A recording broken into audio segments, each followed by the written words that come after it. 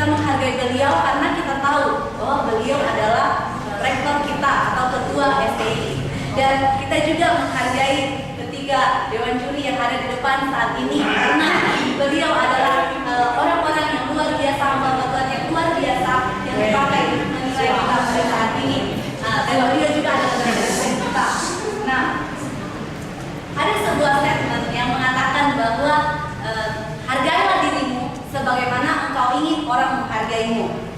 Nah, suatu penghargaan itu sangat berpengaruh atau terpengaruh dengan penghargaan yang dimiliki atau yang diberikan terhadap seseorang, itu sangat dipengaruhi oleh pengaruh yang diberikannya terhadap lingkungan. Nah, Bapak Ibu Saudara, banyak contoh di dalam Alkitab yang menceritakan bagaimana tokoh-tokoh di Alkitab yang sangat dihargai. Seperti Rasul Paulus memberikan nasihat kepada anak didiknya Timotius sebagai seorang yang masih sangat muda di dalam pelayanan. Rasul Paulus memberikan nasihat agar bagaimana Timotius dapat menjadi seorang yang dihargai di dalam pelayanannya. Bagaimana dengan kita? Maukah kita menjadi orang yang dihargai dalam pelayanan? Amin. Saya percaya bahwa kita semua ingin dihargai di pelayanan. Nah, kita dapat menjadi orang yang dihargai dengan mengikuti nasihat-nasihat yang terdapat di dalam 1 Timotius pasal yang keempat. 1 Timotius pasal yang keempat ayat yang ke-11 sampai ayat yang ke-16. Namun saya akan bacakan dalam ayat yang ke-12 bagian A. Jangan seorang pun menganggap engkau rendah karena engkau muda. Nasihat yang pertama agar kita dapat menjadi orang yang dihargai, dalam ayat yang ke-12 ini dikatakan, selanjutnya, jadilah teladan bagi orang-orang percaya. Jadi yang pertama, untuk kita dapat menjadi orang yang dihargai, kita harus bisa menjadi teladan. Dalam ayat bacaan kita, kepada siapakah kita harus menjadi teladan? Di situ dikatakan kepada orang-orang percaya. Jadi yang paling utama adalah kita harus bisa menjadi orang-orang yang dapat diteladani bagi orang-orang percaya. Nah, dalam hal apa kita harus bisa menjadi teladan? Dalam ayat bacaan kita di situ ayat 12, masih ayat 12. Dalam perkataanmu. Jadi yang pertama, kita harus bisa menjadi teladan kepada orang-orang percaya di dalam perkataan kita. Perkataan kita adalah perkataan yang harus bisa memberkati orang lain. Bapak Boy pernah mengatakan bahwa seringkali yang kita lakukan itu hanya mengkritik orang lain, dan bahwa sesungguhnya kritik itu tidak bisa membangun, justru menciduk emosi orang lain. Nah, di sini yang paling penting adalah perkataan kita. Yang pertama, kita harus bisa menjadi teladan di dalam perkataan kita. Apalagi kita sebagai seorang hamba Tuhan, mari biarlah perkataan kita bisa menjadi perkataan yang diteladani. Jangan merupakan perkataan yang sia-sia. Amin. Amin. Selanjutnya, dalam hal apa kita harus menjadi teladan? Yang kedua, dalam tingkah lakumu. Jadi kita harus bisa menjadi teladan bukan hanya sekedar ucapan kita sampai orang akan mengatakan ngomong doang.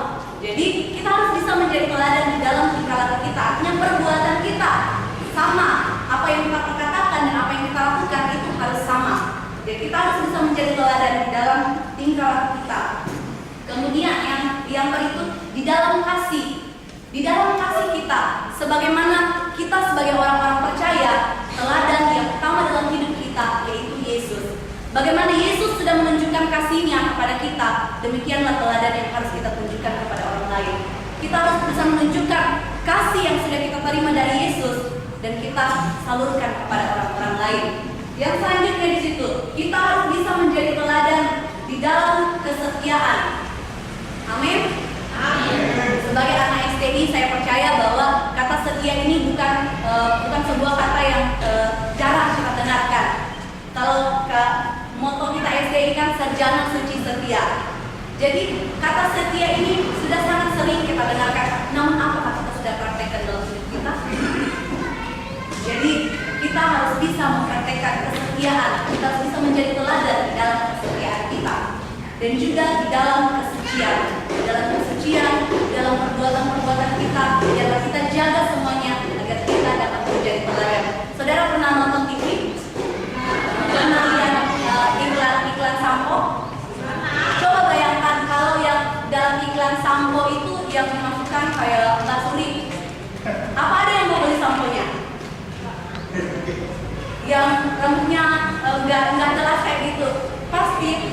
untuk iklan sampo agar samponya laku, yang dimasukkan yang rambut hitam, lurus, yang bagus, yang mengkilat, sampai goyang-goyang juga bagus kalian.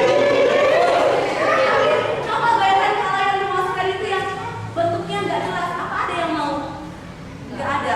Jadi begitu juga dalam kehidupan kita. Teladan itu adalah contoh, teladan itu adalah model. Jadi ketika kita mau menjadi teladan, menjadi contoh, kita harus bisa mulai dari diri kita sendiri.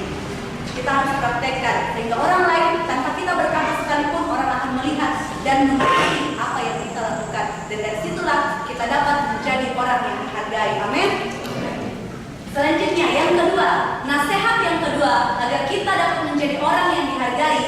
Rasul Paulus memberikan nasihat kepada anak didiknya Timotius. Di dalam ayat yang ke-13 dikatakan, sementara itu sampai aku datang, bertekunlah dalam membaca kitab-kitab suci dan membangun dan dalam mengajar. Jadi yang kedua, untuk kita dapat menjadi orang yang dihargai, kita harus bertekun.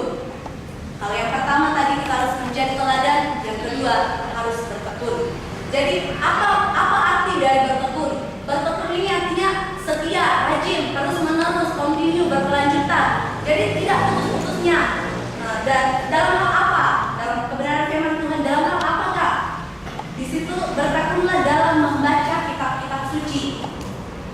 Jadi kita harus bertekun di dalam membaca kitab-kitab suci, kemudian di dalam membangun dan di dalam mengajar. Jadi apapun yang sudah dipercayakan kepada kita saat ini sebagai hamba-hamba Tuhan, baik di pelayanan maupun di kampus, mari kita kerjakan semuanya dengan setia, dengan bertekun, dengan terus-menerus dalam kehidupan kita.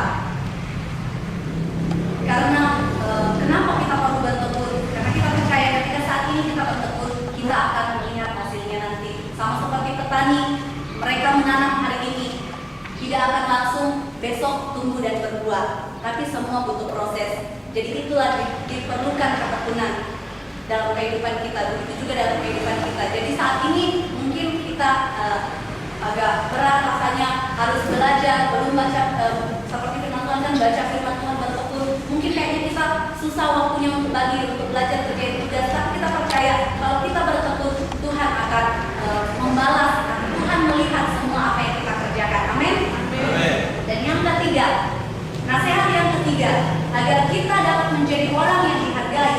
Nasihat yang ketiga dalam ayat yang ke-16 dikatakan, awasilah dirimu sendiri dan awasilah ajaranmu, bertekunlah dalam semuanya itu, karena dengan berbuat demikian engkau akan menyelamatkan dirimu dan semua orang yang mendengar engkau. Kesimpulan dari ayat ini yang saya mau katakan kepada kita, yang ketiga agar kita dapat menjadi orang yang dihargai, yang ketiga adalah kita harus memiliki integritas. Dalam ayat ini saya sebut sebagai integritas karena dikatakan awasilah dirimu sendiri dan awasilah ajaranmu.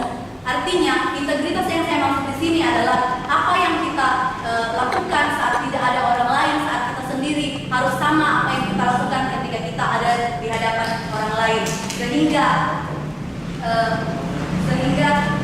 kita dapat menjadi orang yang dihargai.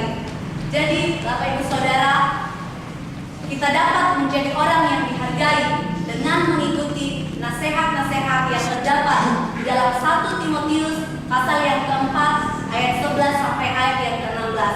Nasihat yang pertama adalah jadilah teladan, yang kedua bertekunlah, dan yang ketiga milikilah integritas. Amin.